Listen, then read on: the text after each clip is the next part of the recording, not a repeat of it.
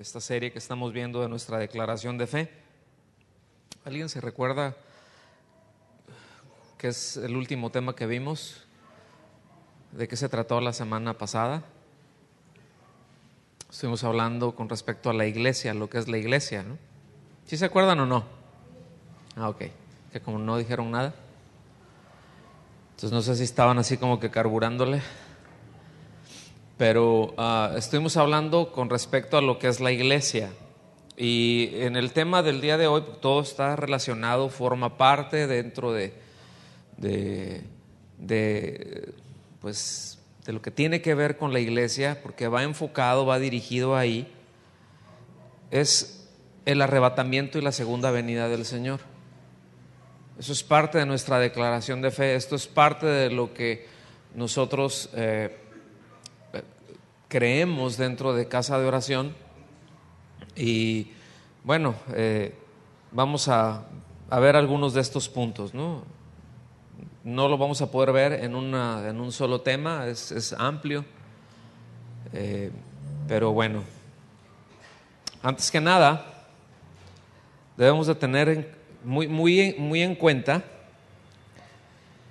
que lo que es el arrebatamiento, diga conmigo arrebatamiento, no es rapto, ya lo hemos dicho en otras ocasiones, pero la palabra rapto no está, yo no sé de dónde salió esa onda, yo no sé de dónde salió esa palabra. ¿Por qué el rapto?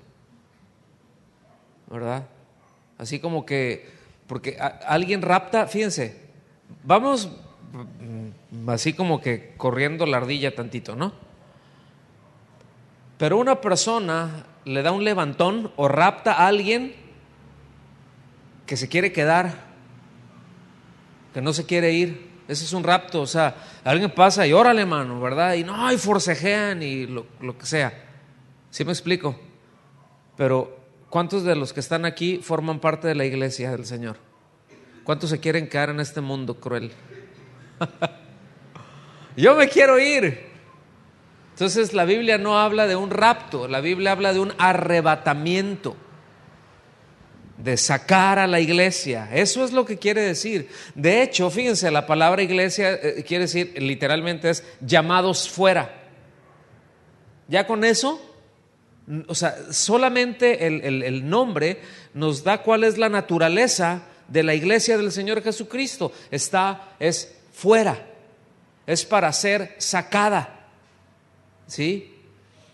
Hemos hablado en su momento, trataremos más el tema, pero de cómo pues han habido tiempos y Dios establece tiempos para cada cosa, ¿sí? Ahorita estamos dentro del tiempo de la iglesia, la dispensación de la iglesia.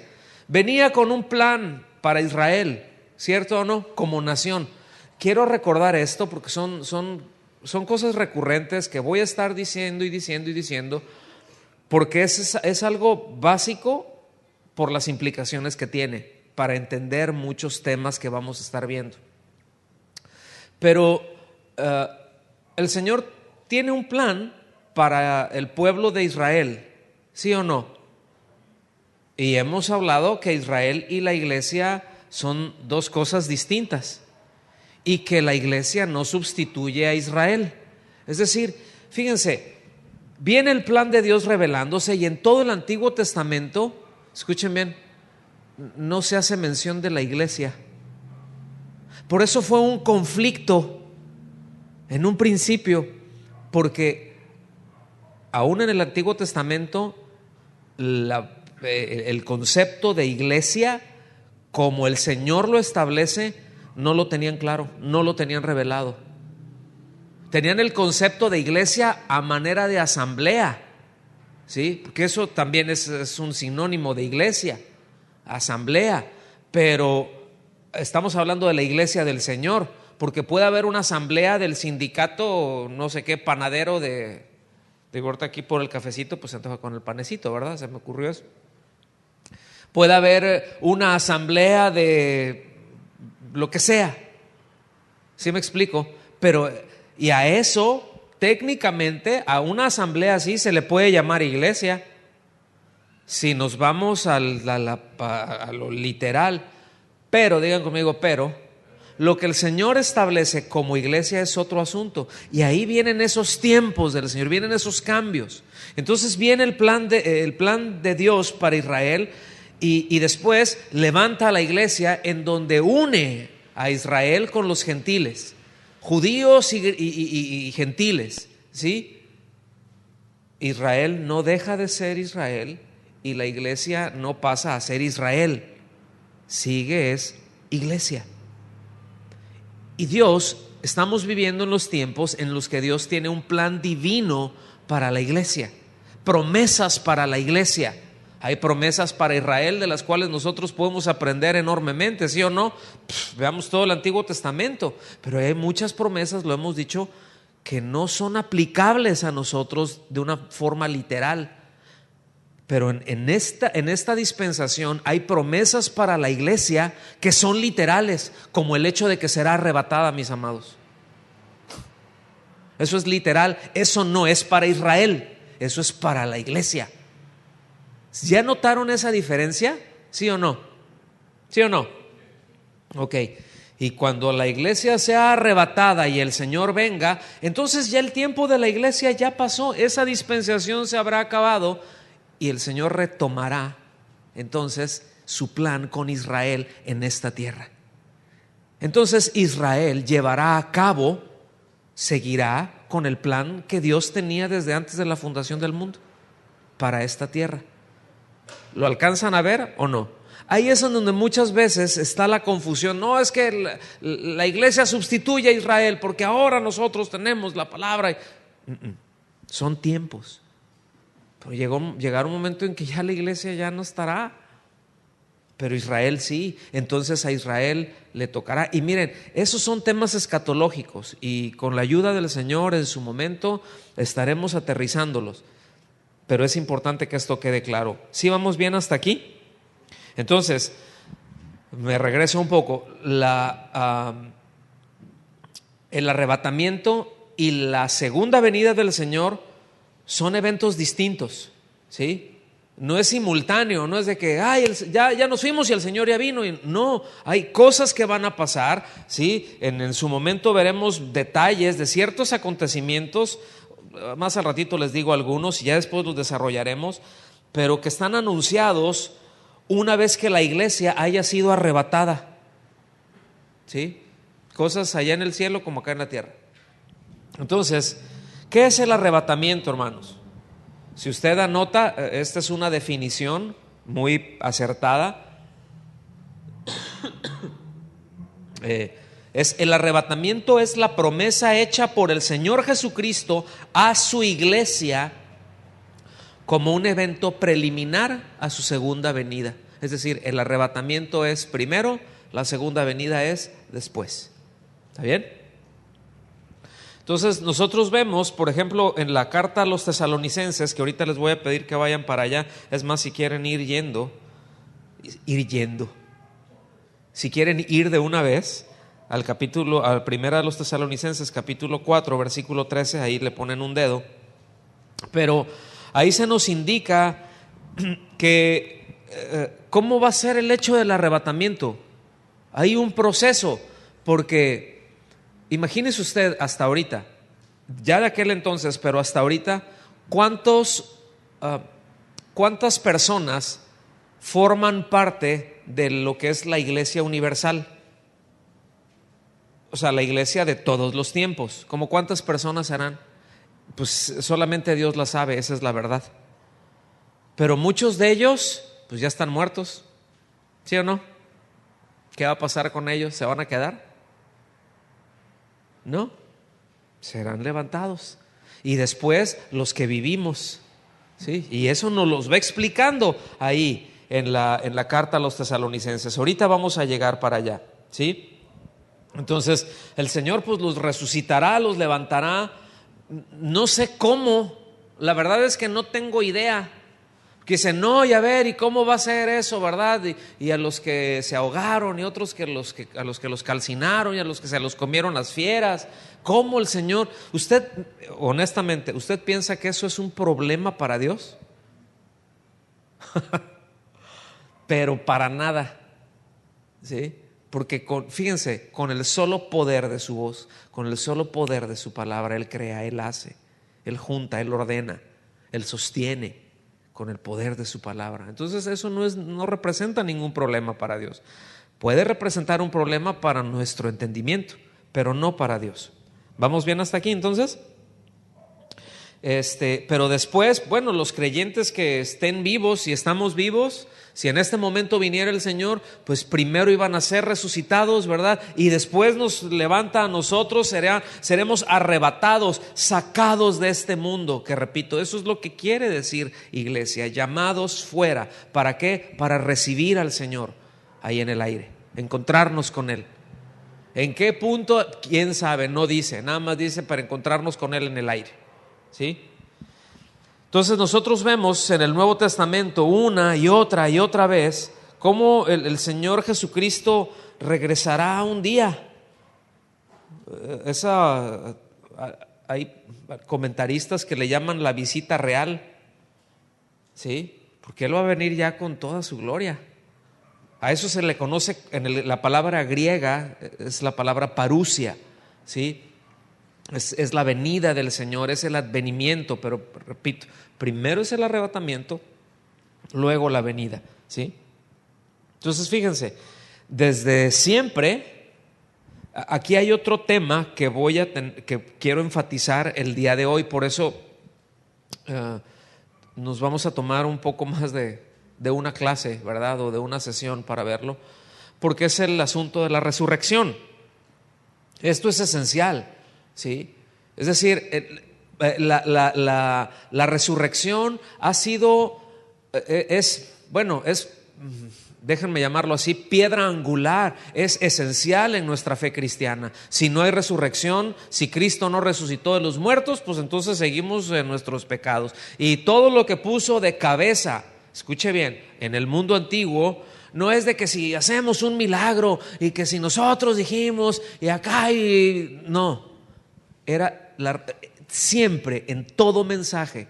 Usted vea en el libro de los Hechos y se habla de la resurrección de Cristo. Y déjeme decir una cosa, que ese es uno de los elementos ausentes en la predicación de la iglesia hoy en día. Y siempre el evangelio va acompañado por la buena nueva de la resurrección de Cristo. Y eso era esencial a la hora de la predicación del evangelio.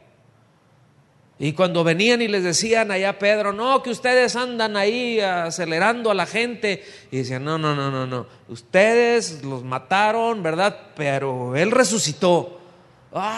Y hubieron esfuerzos enormes por guardar, por aniquilar la idea de la resurrección. Y hoy en día hay, entre comillas, cristianos que no creen en la resurrección de Cristo. No concibo cómo se pueden decir cristianos, y ahorita vamos a llegar para allá.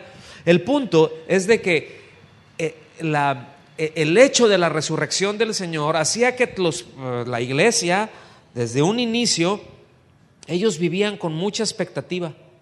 Ellos vivían con mucho amor, con mucho gozo, precisamente esperando la manifestación del Señor.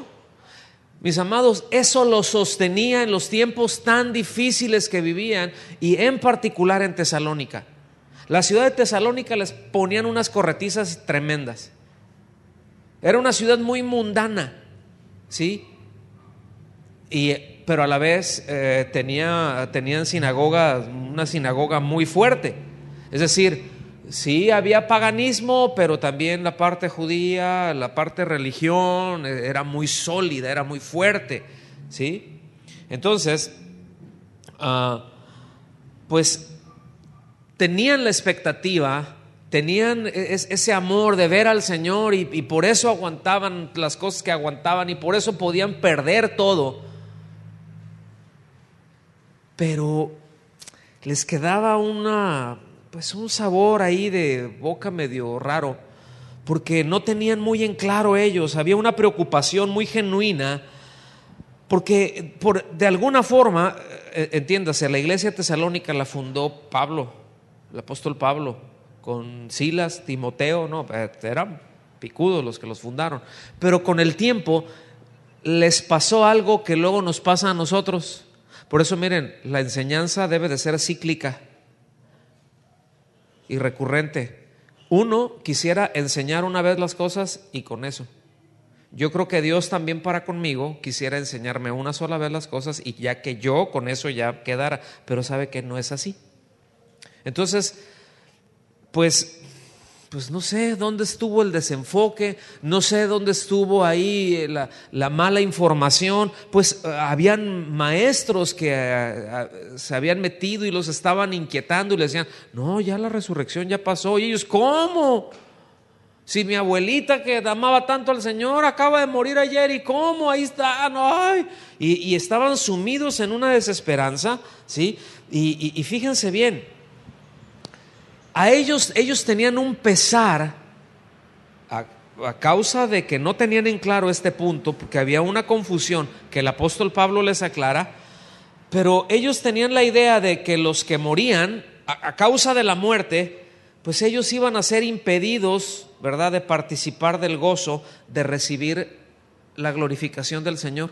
Porque si allá se murieron y tenemos que estar vivos para verlos, no, pues ahora sí que eran de la doctrina del muerto al pozo y el vivo al gozo, ¿sí? O sea, ellos pensaban eso, que para encontrarse con el Señor, uno tenía que estar vivo físicamente. Pero ¿cuántos saben que las palabras del Señor, ¿verdad? El que viva y cree en mí, aunque esté muerto, vivirá. Porque Él es la resurrección y Él es la vida. ¿Estamos bien hasta aquí? Entonces yo sí quiero enfatizar la importancia de la resurrección, porque ese es el evento principal de la historia de la redención. Porque si Cristo no hubiera resucitado, esa crucifixión hubiera sido un mártir nada más. ¿Se fijan? O sea, el peso que tiene, el peso histórico que tiene la resurrección. Vengan por favor ahí al primera de los Tesalonicenses capítulo 4 versículo 13. ¿Estamos bien hasta aquí? ¿Vamos claros? Muy bien. Dice, tampoco queremos, hermanos, que ignoréis acerca de los que duermen. Fíjense cómo les dice el apóstol Pablo, ¿de los que qué? Noten que él lo llama a dormir. No dice, no quiero que ignoren acerca de los muertos. No los ubica, o sea, como muertos, sino como duermen. Y cuando alguien está dormido, ¿qué se espera que pase en el momento indicado? Que despierte. ¿Un muerto se despierta? No, pero ese duerme. Entonces, fíjense ya cómo lo pone ahí, así como que, duermen. O sea, solamente es algo, a ver cómo está. Dice, no quiero que ignoren acerca de los que duermen. ¿Para qué? Para que no se entristezcan, para que no se entristezcáis como los otros que no tienen esperanza. Fíjense, por eso le voy a decir algo, esto no lo tengo aquí en mis notas, pero un paréntesis. Por eso mucha gente vive como vive, porque no tiene esperanzas. Y le voy a decir una cosa, yo sé que hay tiempos difíciles, a mí me ha tocado vivir tiempos difíciles, y a veces uno ya no siente lo duro sino lo tupido, ¿sí? En las áreas que sea, dolor, así es esta vida, eso pasa. Pero como creyente, híjole, uno tiene la esperanza que dice, pues esto no es eterno, esto no va a ser así siempre. Yo estoy esperando algo mejor, y estoy esperando algo mejor. No es de que estoy esperando que se resuelva este problema. Le voy a decir una cosa, nuestra fe nos tiene que alcanzar para algo mucho más que eso, y es que viene algo mejor que esto. Que todo lo que pueda vivir aquí, miren, viene algo mejor. Mi esperanza es de que viene algo muchísimo mejor de cualquiera clase de solución que podamos tener en este mundo, para este mundo. Y es ahí en donde estaban enfocados los creyentes, y es ahí como creyentes en donde nos tenemos que enfocar, y es de ahí donde la iglesia hoy en día anda volteando por otro lado y está sus ojos tan puestos en las cosas de la tierra. E incluso cuando hablamos le compartimos el evangelio, es que el Señor tiene el poder para cambiar tu vida. Pero por supuesto que tiene poder para cambiar la vida. Pero Él va más allá. Él no solamente quiere cambiar la vida, Él quiere cambiar nuestra eternidad. Quiere cambiar nuestra condición eterna. Más que las cosas de la vida. Ay, es que eres así. Pues eso sí se va a cambiar, porque al ponernos su vida habrá transformación. Pero ese no es el objetivo esencial. El objetivo esencial es llevarnos allá con Él. ¿Lo alcanza a ver? ¿No le da gracias a Dios por eso? Y eso es lo que ahí está diciendo el apóstol Pablo. Dice, no quiero que ignoren, dice, porque, versículo 14, porque si creemos que Jesús murió, ¿cuántos creen que Jesús murió? Y resucitó, ¿cuántos creen que Él resucitó? Dice, así también, o sea, fíjense bien, así también murió y resucitó, así también traerá Dios con Jesús a los que durmieron en Él. Subraya esa parte, en Él, en Cristo.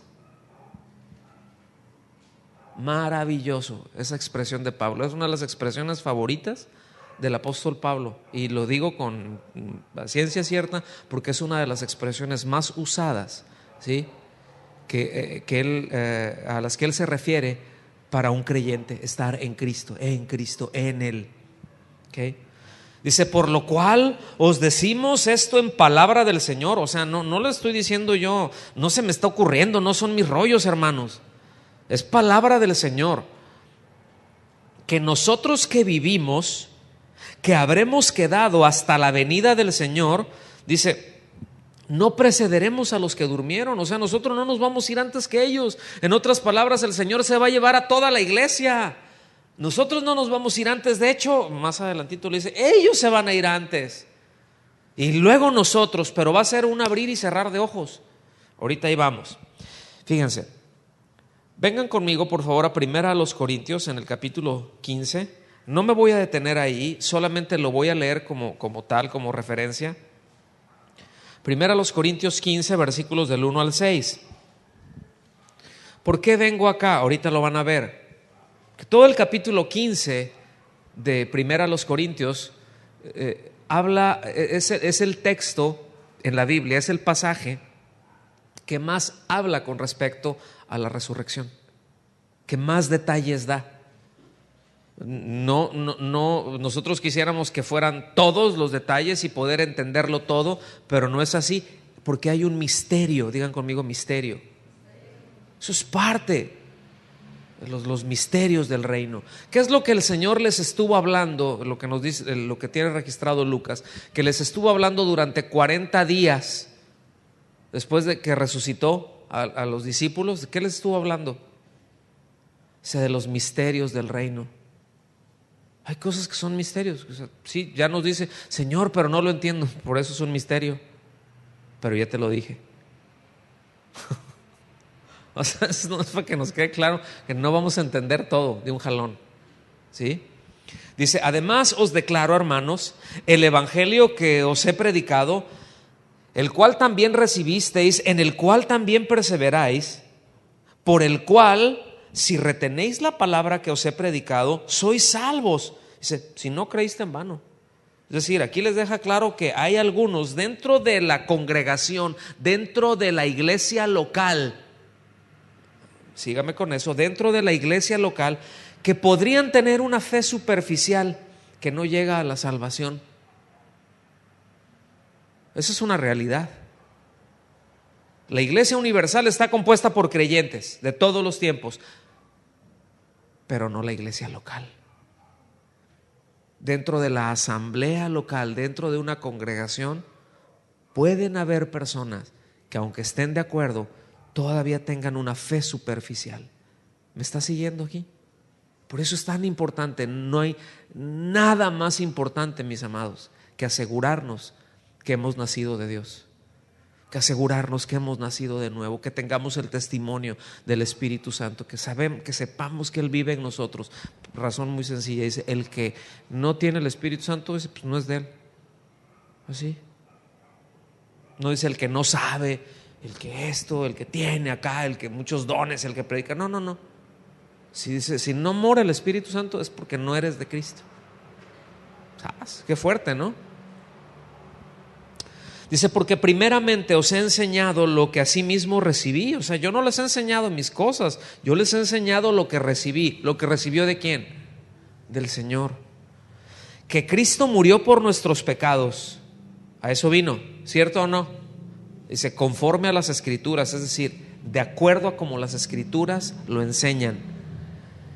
Y que fue sepultado y que resucitó al tercer día conforme a las Escrituras. Es decir, ya en el Antiguo Testamento hablaba de que el Señor vendría, que iba a ser martirizado, que iba a morir por nuestros pecados, que iba a resucitar al tercer día. Eso ya estaba escrito. Dice, todo eso ya se los enseñé. Dice, y que apareció a Cefas. Cefas es Pedro, ¿okay? O sea, le apareció a Cefas, a Pedro y a los 12. Ay, o sea, fíjense, aquí está tratando la resurrección de él. O sea, no fue un testigo nada más, fue a Pedro y a los 12. Dice, después apareció a más de 500 hermanos a la vez. ¿A cuántos? Más de 500 hermanos a la vez. Le voy a decir una cosa, eso es una prueba testimonial para hacer pedazos cualquier oposición a la resurrección. Porque dicen, o sea, entiendan, el Señor no hizo las cosas en lo obscurito. Porque Pedro pudo haber dicho, no, pues me apareció el Señor y está resucitado. Y otros, no, pero, ay, si a ti nomás, ¿no? Como muchos de los apóstoles, entre comillas, de hoy en día, no, el Señor me habló y el Señor, ¿y qué más? ¿Por qué en lo oscurito nada más? No, lo hizo con los 12. Y pudieran haber dicho muchos, bueno, pero pues es que esos eran los más allegados, pues ya se pusieron de acuerdo. No, dice, y con otros 500 hermanos a la vez. Sí. Cualquier juez que le lleguen con 500 testigos, miren, la ley decía con 2 o 3 testigos, no me traigas uno, tráeme 2 o 3 testigos, ¿sí? Con eso va. 500, ahí están. De los cuales dice, muchos viven. O sea, ya a estas alturas ya habían pasado muchos años, mis amados. Ya aquí estamos hablando de que ya la iglesia tenía muchos años operando. Dice, y otros ya se murieron, así dice, ¿verdad? No, dice, y otros ya duermen. De ahí échense nos regresamos allá a Tesalonicenses. Ahí deja su dedo en 1 Corintios 15. Ahora nos regresamos a 1 Tesalonicenses 4, en el versículo 16, porque aquí empieza a explicar cómo será su venida. Dice, y miren, hace unas comparaciones, híjole, bien preciosas e interesantes de más. Van a ver. Porque el Señor mismo, con voz de mando, híjole, ¿se imagina usted eso? O sea, con voz de arcángel, no quiere decir que habla, o sea, está hablando de algo muy imponente. Dice, y con trompeta de Dios, subraye eso, trompeta de Dios. Ahorita va a ver por qué. Porque aquí no se refiere a las trompetas de juicio, como menciona allá en Apocalipsis 8. ¿Sí? No habla de trompetas de juicio que sonaron para anunciar juicios. Aquí no. Aquí se está refiriendo a una figura de una trompeta, de una corneta militar, escuchen bien, que está exigiendo atención a una actividad que Dios está llamando. Pero más allá, es como las órdenes militares, ¿no? Si han visto ustedes eso, ¿no?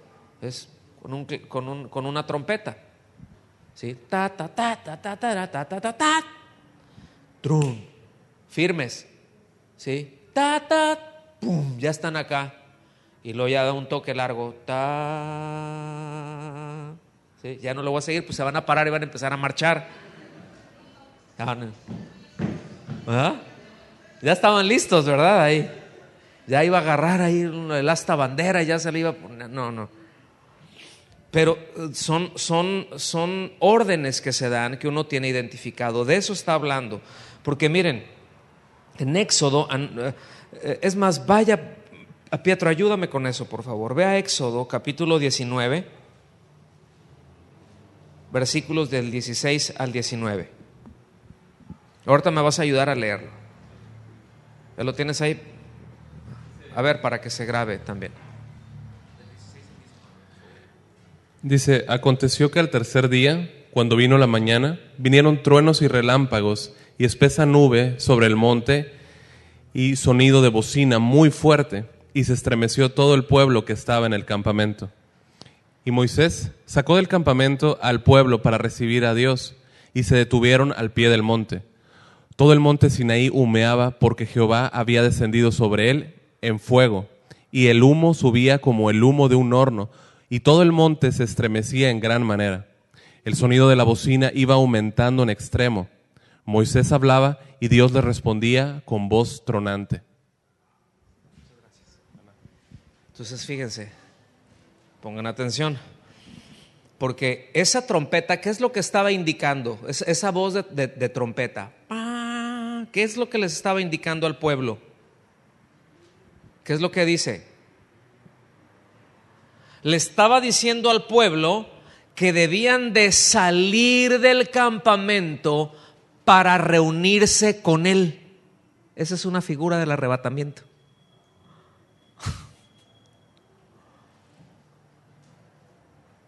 Se iban a encontrar con el Señor. ¡Pum! Suena la trompeta. Es para que salga el pueblo, repito, del campamento y reunirse con Dios. Ahora, esta trompeta que está mencionando, esta voz de trompeta, esta voz de mando que está dando el Señor, pues es una trompeta, pero de liberación definitiva. Ya para irnos con Él, para ser glorificados, para que ya tengamos un cuerpo como el de Él, y borrón, y se acabó toda la tendencia del pecado. Viene la glorificación, la liberación definitiva para encontrarnos con Él y estar con Él y disfrutar de Él y adorarle y servirle y amarle para siempre, mis amados. Esa promesa es para la iglesia. ¿Estamos aquí? Y dice: con trompeta de Dios descenderá del cielo, y los muertos en Cristo resucitarán primero. Otra vez, en Cristo. ¿Se fijan la expresión de Él? Los muertos en Cristo resucitarán primero. Por eso la resurrección es el tema central del mensaje apostólico. Ahora, nos regresamos allá primero a los Corintios 15. Por favor, vamos a leer desde el versículo 12 hasta el 21. Dice: pero si se predica que Cristo resucitó de los muertos, fíjense bien, hace una pregunta, aquí el apóstol Pablo: ¿cómo dicen algunos entre vosotros que no hay resurrección de muertos? ¿Algunos de quiénes? De vosotros. ¿A quién le está escribiendo? A la iglesia que está en Corinto, a la iglesia local de la ciudad de Corinto. Es decir, había dentro de la iglesia quienes se decían cristianos, pero que no creían que hubiera resurrección de los muertos, que eso era normal en el pensamiento griego. Para los griegos la muerte era la liberación del alma. Ellos veían el cuerpo como estar preso. Entonces veían, alguien se muere, ya, eso es lo máximo. ¿Para qué quiero resucitar? Pero ese es un pensamiento de la filosofía griega y abrazada por el gnosticismo. Versículo 13: porque si no hay resurrección de muertos, es decir, si los muertos no resucitan, tampoco Cristo resucitó. Y si Cristo no resucitó, vana es entonces nuestra predicación, vana también vuestra fe. Y somos hallados falsos testigos de Dios, porque hemos testificado de Dios que Él resucitó a Cristo. Dice: al cual no resucitó, si en verdad los muertos no resucitan. Fíjense. O sea, ¿cómo se atreven a decirse creyentes cuando niegan la resurrección de Cristo, cuando ha sido la piedra angular, ha sido lo más esencial que hemos estado predicando. Y dicen, no resucitó. Pues si los muertos no resucitan, pues si los muertos no resucitan, entonces Dios no resucitó a Cristo, y todo lo que dicen haber creído es vano, es hueco, no sirve para nada. Entonces nosotros somos bien mentirosos y les hemos hecho perder el tiempo. Y eso es lo que muchos pensaban de Pablo, fíjense. Qué tremendo, ¿verdad? O sea, dice, y si Cristo no resucitó, versículo 17, vana, les dice otra vez, vana es vuestra fe. Es decir, sin resurrección, la fe que digamos tener, escuchen bien, es inútil. Entonces lo que le está diciendo, ¿tú no crees que resucitó? No, pues es que no hay resurrección, es vana tu fe. ¿Cómo se los puedo decir? Dice, vana es vuestra fe, aún estáis en vuestros pecados. Es decir, sin salvación, sujetos a la condenación eterna. Entonces no son creyentes, no forman parte de la iglesia universal, pero están en una iglesia local. ¿Lo alcanza a ver esto, mi amado, o no? Versículo 18. Entonces, también los que durmieron en Cristo perecieron. Fíjense, aquí ya está diciendo, ellos durmieron, ellos no están muertos. Pero si ellos dicen que no hay, ustedes dicen que no hay, pero estos durmieron, entonces sí se murieron. Dice, si en esta vida solamente esperamos en Cristo, en otras palabras, podría Cristo como cualquier otro, ser como cualquier otro filósofo, pero no como el Salvador, ¿sí? Si solamente esperamos en esta vida, pues Él hubiera sido solamente alguien brillante, solamente para esta vida, pero la esperanza que tenemos es va muchísimo más allá de esta vida y de este cuerpo. Dice, pero si solamente esperamos en Cristo para las cosas de esta vida, dice, somos los más dignos de conmiseración de todos los hombres. O sea, si de alguien se tiene que tener lástima, dice, sería de nosotros. Dile que está a tu lado, ay, pobrecito. El asunto es de que Cristo sí resucitó, fíjese, entonces ni tan pobrecito. ¿Lo alcanza a ver? Dice, mas ahora Cristo ha resucitado de los muertos, primicias de los que durmieron es hecho. A ver, ¿por qué dice primicias de los que durmieron es hecho? ¿Por qué primicias? Si Él no fue el primer resucitado, han habido es más, Él resucitó a otros y muchísimos resucitaron. Bueno, no sé si muchísimos, pero muchos. ¿Por qué dirá eso? Se me hace que ahí voy a dejar la clase para que se queden con la espina y se pongan a estudiar y tengan que meditar. Lo voy a hacer como una parábola. ¿Por qué creen? Todos los demás que resucitaron, incluyendo el joven ese de la viuda de Naín, incluso el amigazo del Señor Jesús, Lázaro, todos ellos se murieron otra vez.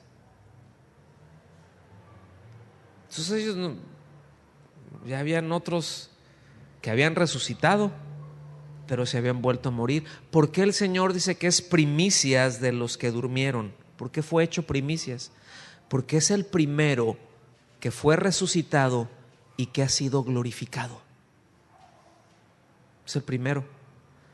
Entonces, todos los que durmieron en Cristo pueden esperar ser resucitados como Él, porque Él es la primicia.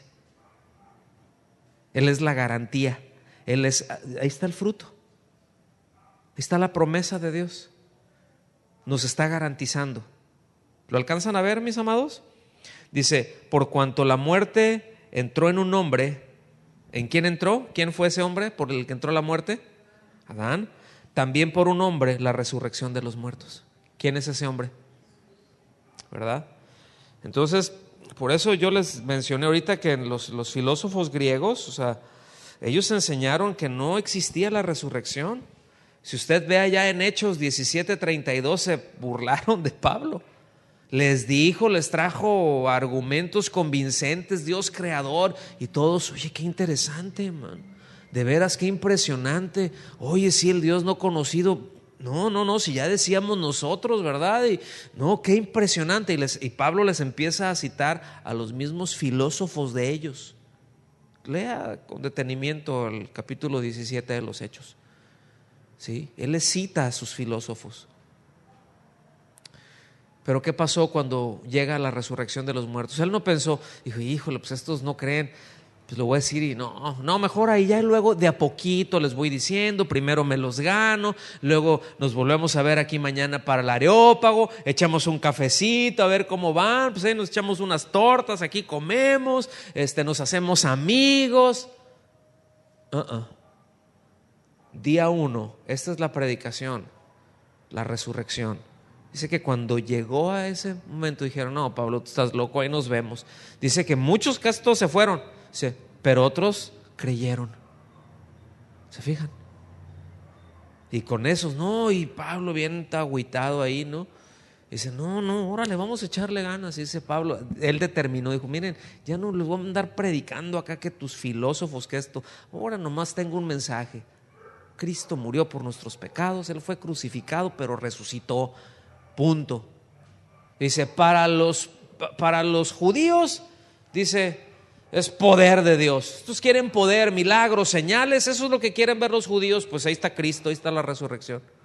Los griegos, los gentiles, la sabiduría, pues Cristo mismo, sabiduría de Dios.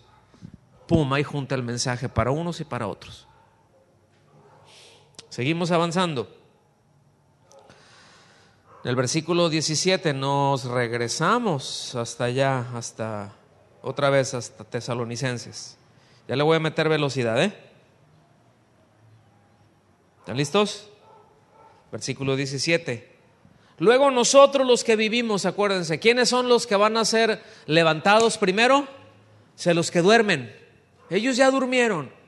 Cuando el Señor les diga, ya, vengo por la iglesia, ahí está la trompeta, ya, a los llamados para afuera, ya los voy a sacar de aquí, ya los voy a sacar de la miseria esta, ya, vénganse mis niños, ¿sí? Judíos y gentiles, los que forman la iglesia, ¿sí?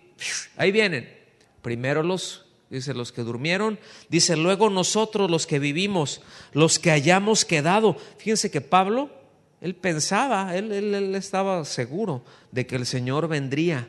Ese era el tiempo en el que Él vendría. Qué tremendo, ¿no?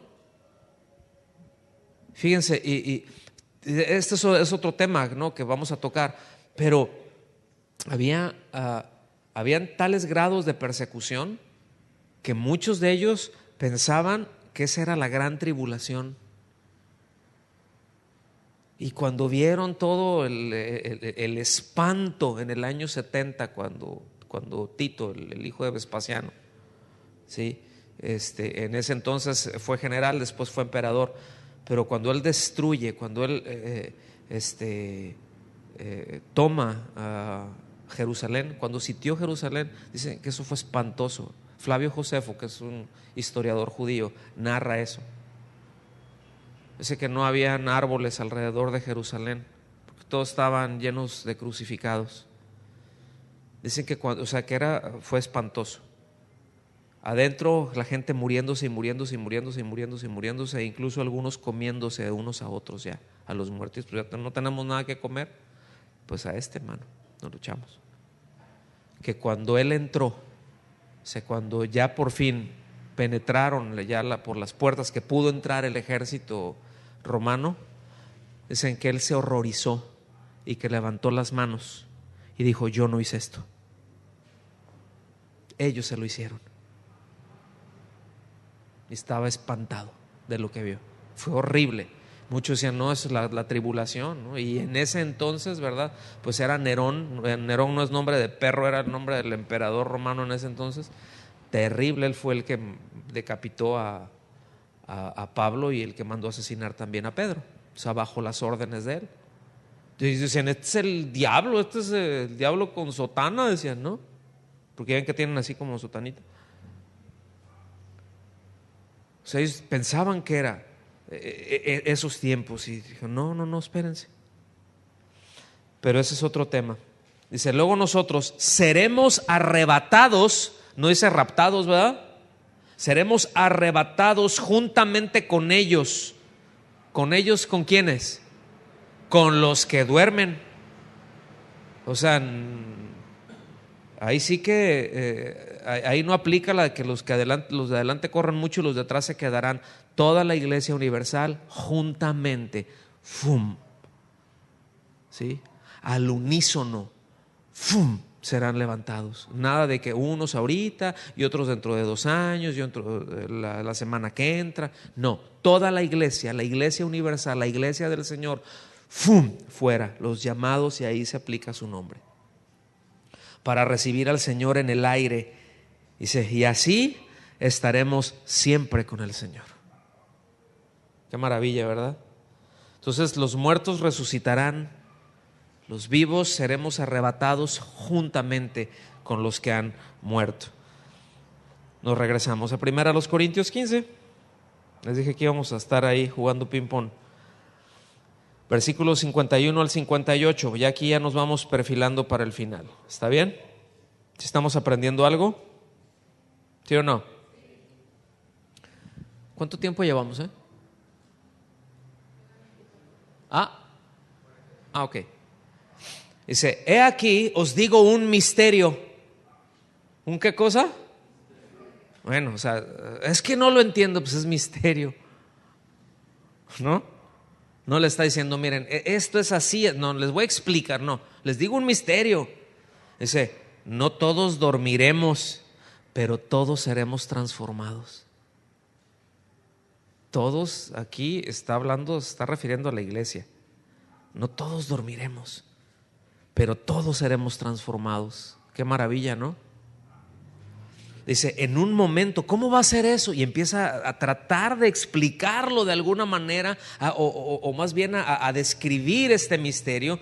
Dice, en un momento, ¿cómo va a ser esa transformación? Dice, en un momento, en un abrir y cerrar de ojos, al final de la trompeta, porque se tocará la trompeta, o sea, al llamado de Dios a salir, a la liberación, salir a encontrarnos con Él. Dice, y los muertos serán resucitados incorruptibles y nosotros seremos transformados. ¿Puede hacerle así?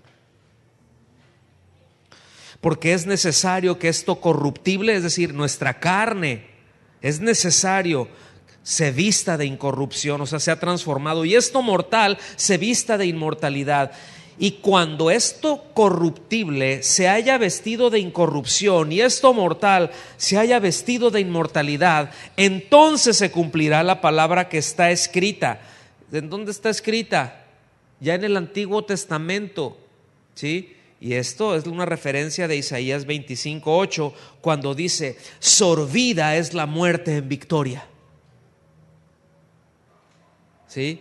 Y después hace una pregunta aquí el apóstol Pablo en el versículo 55, que es referencia de Oseas 13:14.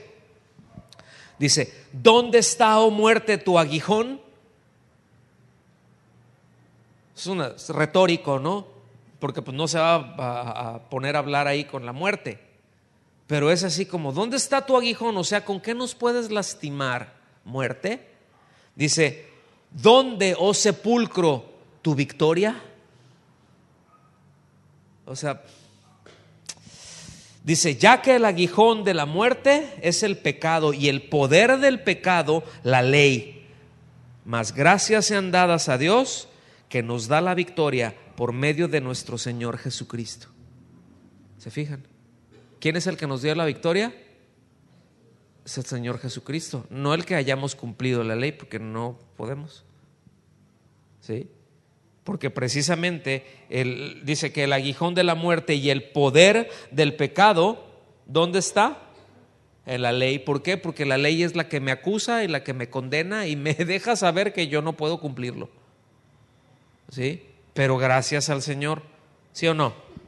Versículo 28, así que hermanos míos, amados, estad firmes y constantes, creciendo en la obra del Señor, siempre sabiendo que vuestro trabajo en el Señor no es en vano. Miren, les voy a dar otros textos ahí para que los vean en casa. que son referencias bíblicas con respecto al arrebatamiento. Juan 14, del 1 al 3. Anótelo y para seguir avanzando, ¿sí? Vimos hace un momentito, Pietro nos hizo el favor de leer Éxodo 19, del versículo 16 al 19, cómo eso es una sombra, cómo eso es una figura de lo que iba a ser el arrebatamiento.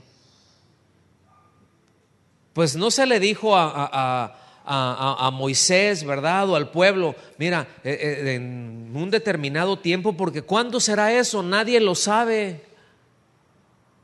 No hay un tiempo para eso, o sea, nadie lo sabe, solamente tenemos que esperarlo, caminando con Él, esperando en Él.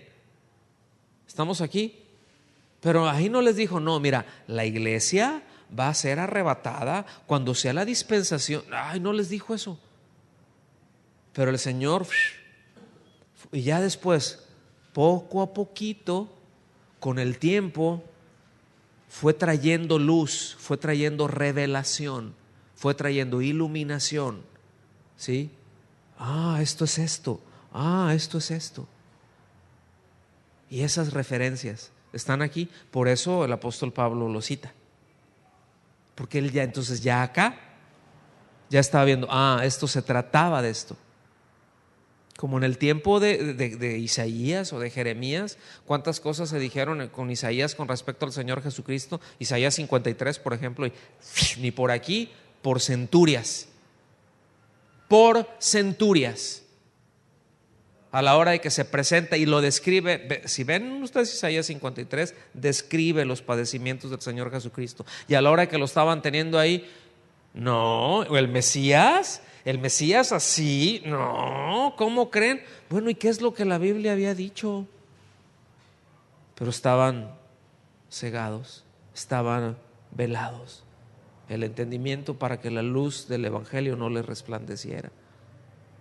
Pero hay quienes sí lo ven. ¿Estamos aquí?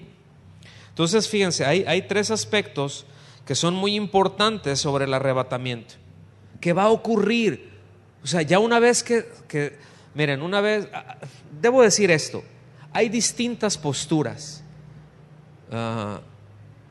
con respecto a cuándo será el arrebatamiento. Y ahorita ya no sé ni cuántas haya, pero le voy a mencionar tres.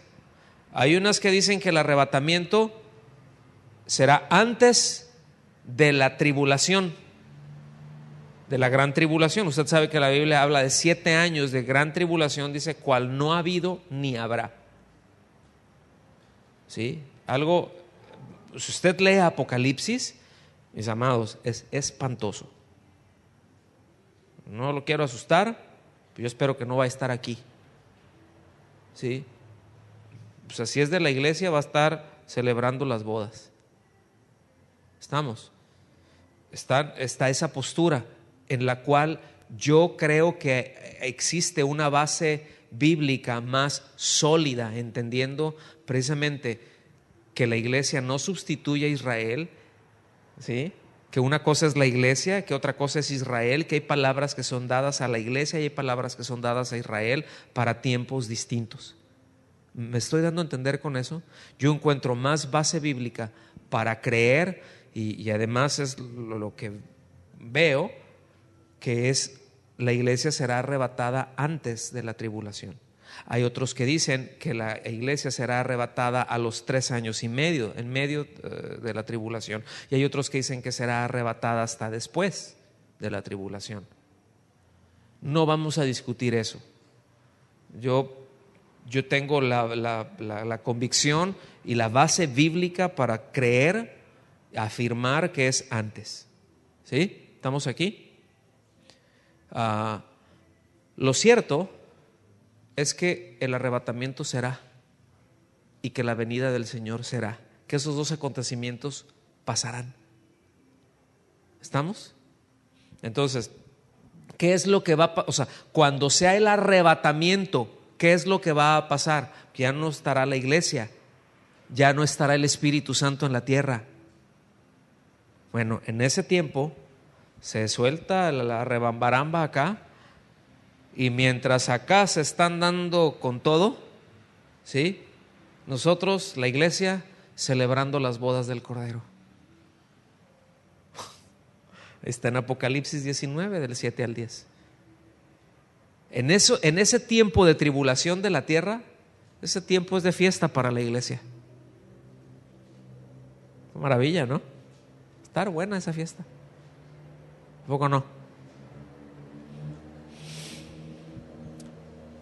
Otra cosa que va a ocurrir durante ese tiempo, una vez que la iglesia sea arrebatada, es precisamente el tribunal de Cristo, es recibir recompensas.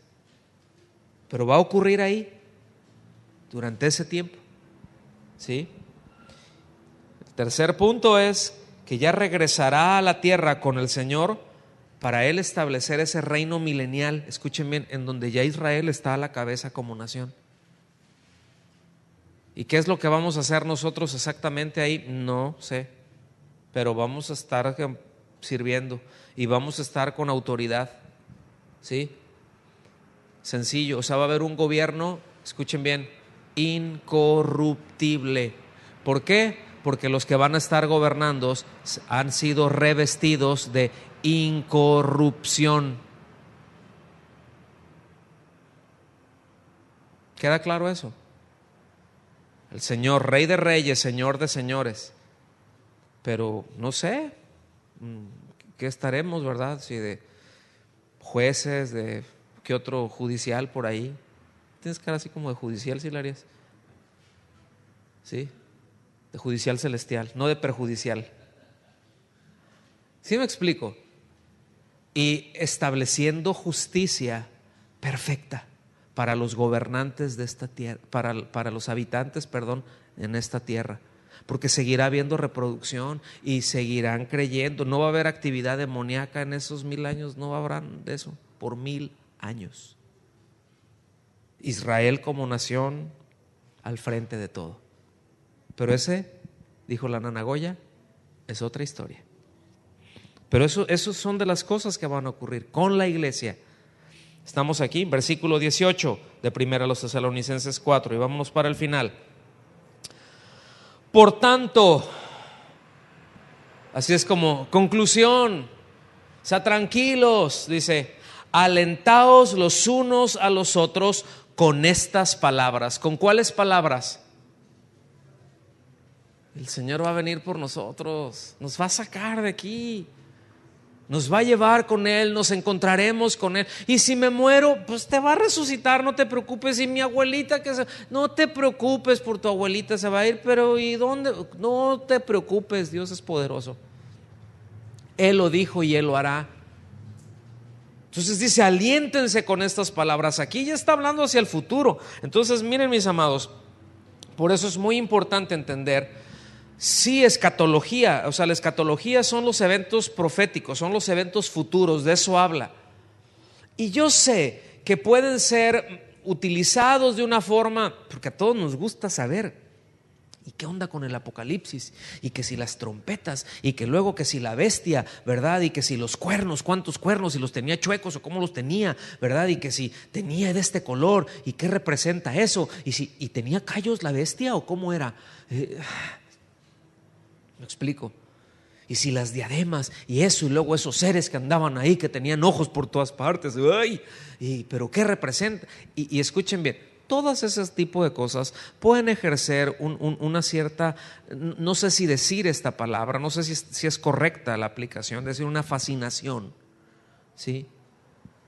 Pero es así como que saber mucho de eso, y usted venga y de un seminario de escatología y mire, se llena. Hay que ver, sí, y que Israel, y cómo va a estar, y el anticristo. No, sí, yo estoy viendo, porque mira, eso representa y ya se le empiezan a dar, se le empiezan a asignar valores, a tratar de interpretar cosas del futuro. Entonces, póngame atención, los eventos futuros, ¿usted cree que son importantes? ¿Usted qué cree? Por supuesto que sí. No en vano empieza el libro de Apocalipsis, bienaventurado el que lee las palabras de este libro. Pero eso, una cosa es que las lea y otra cosa es de que tenga una perfecta claridad, porque es un misterio. Hay más de 2000 interpretaciones, o sea, en comentarios con respecto al Apocalipsis. Eso nomás para darle una muestrita. Entonces, es importante los eventos futuros, o sea, ¿para qué nos sirven entonces? Pues miren, la escatología no salva a nadie. La escatología en sí misma no hace más santo a nadie, en sí mismo. Saber por saber, no. ¿Lo estamos aquí? Pero sí le voy a decir una cosa. Sí anima a saber la fidelidad de Dios. Sí anima a saber que el Señor tendrá cuidado de nosotros. ¿No le anima eso a usted? ¿No le anima a saber que tenemos esa esperanza en Él? De que seremos sacados. ¿Cuándo? En su momento, cuando el Señor diga. Pero no, yo ya estoy viendo y de repente se ponen 2, 3 y a mí me hizo, me sacó un poquito de ondas ahí cuando un conocido, no voy a omitir su nombre, pues conocido y es muy serio, doctor en teología, es un predicador serio, ¿sí? Pero ya casi estaba, y que cuando las lunas, no sé cuándo, del año pasado, el antepasado, que eran lunas de sangre o no sé cómo les iban a llamar, pero era algo, hasta un evento astronómico ahí, los tiempos, y él ya estaba estableciendo, es que de acuerdo a la palabra, esos son los tiempos cuando el Señor va a venir y que es el arrebatamiento. Y dices, o sea, yo sí me quedé, me rasqué la cabeza y sí le dije a mi pastor, le dije, ¿qué onda con este brother, con esto? No, me dijo, pues sí se le barrió feo. Pues, pero horrible. ¿Sí me explico? Horrible. Porque esos tiempos está fuera de nuestro alcance. ¿Cómo será? ¿Cuándo será? No sé, pero nos tenemos que animar. Para eso nos sirve, para alentarnos, para cobrar fuerzas, para animarnos, ¿verdad? Y esto no es con mensajes positivos y buena vibra, hermano, aleluya. O sea, no. Es con su palabra, ¿sí? Es con el hecho de estar plenamente conscientes que podamos vivir disfrutando y gozando de lo que el Señor ha dicho y de lo que el Señor ha prometido para su iglesia. Nosotros podemos tener, el Señor nos prometió la glorificación, que estaremos con Él para siempre. ¿Pueden decir amén a eso? Escuche bien, el Señor no le prometió a la iglesia, te voy a dar un pedazo de tierra aquí y acá y hasta acá y tú vas a gobernar eso. El Señor no le dijo. ¿A quién se lo dijo?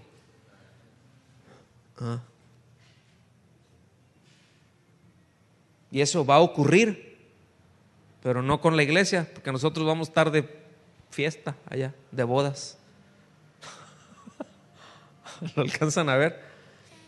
Y ciertamente, como dije hace un momento, y que ese es otro tema, pero les digo esto es para animarlos, o sea, y animen a otros a venirse a los estudios, ¿sí? Pero ese reino milenial es ahí donde Israel, repito, como nación, adelante. ¿Por qué?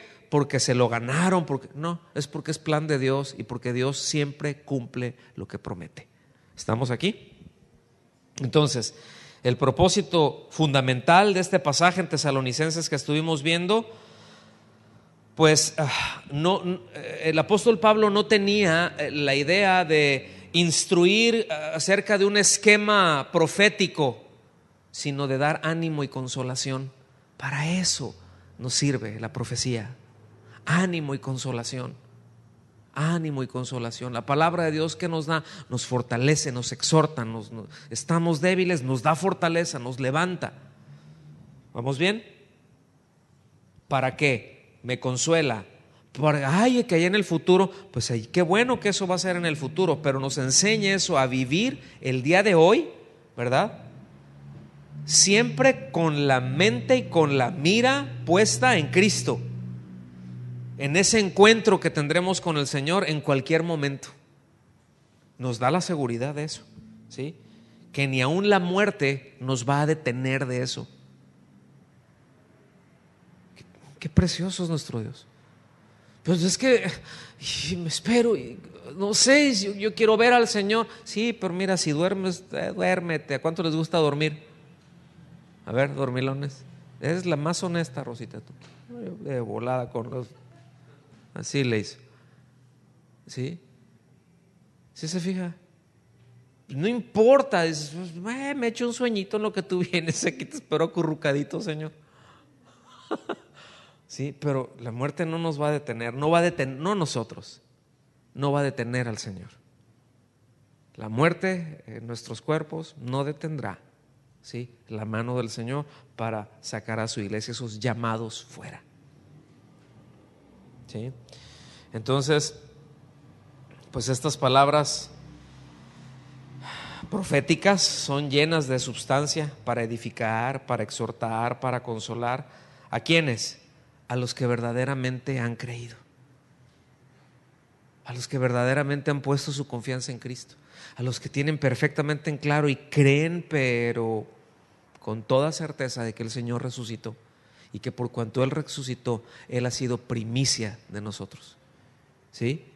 Y como iglesia, bueno, si retenemos las palabras del Señor, es decir, si hay evidencia que no hemos tenido una fe superficial, entonces vamos a ser animados, vamos a ser fortalecidos con su palabra y por el poder del Espíritu Santo. Amén. Con eso terminamos el tema del día de hoy.